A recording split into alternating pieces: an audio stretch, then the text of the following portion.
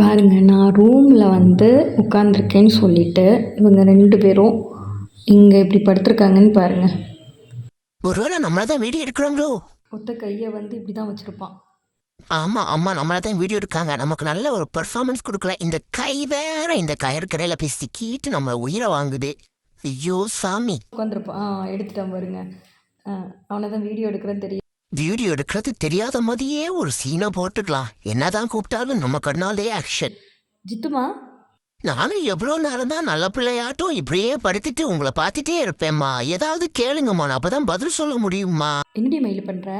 நீங்களும் சோறு போடுவீங்கன்னு நான் நல்ல பிள்ளையாட்டெல்லாம் உட்காந்துருந்து பாக்குறேம்மா. சாப்பிட்டியா? எங்க அம்மா, நீங்க சோறு போட்டாதானே என்னால சோறு சாப்பிட முடியும். சாப்பிட்டியான்னு கேட்டா நீங்க தானம்மா எனக்கு சோறு வைக்கிறீங்க. அங்க பாருங்க, என் அண்ணனை பாருங்க, வாளிலே உங்களுக்கு பதில் சொல்லிட்டு இருக்கிறானே. என்ன ஒரு பெர்ஃபார்மன்ஸ். வீட்டுக்குட்டிமா, வீட்டுக்குட்டி. நான் எல்லாம் தம்பிய மதியில நான் எல்லாம் ரொம்ப திமிரு பிடிச்சுவேன். அதனாலதான் நீங்க கேட்கறதுக்குள்ள நான் வாளிலே பதில் சொல்வேன். அவன் படுத்திருக்கான் பாருங்க, உங்களே பார்த்துட்டு.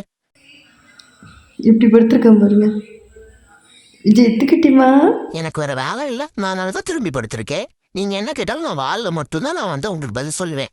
ஏமா என்னை வீடியோ எடுப்பீங்கன்னு பார்த்தா அவனை போய் வீடியோ எடுத்துட்டு இருக்கீங்க. என் மேல ஃபோக்கஸ் காமிமா. ஏதோ என்னைய திட்டான் போல.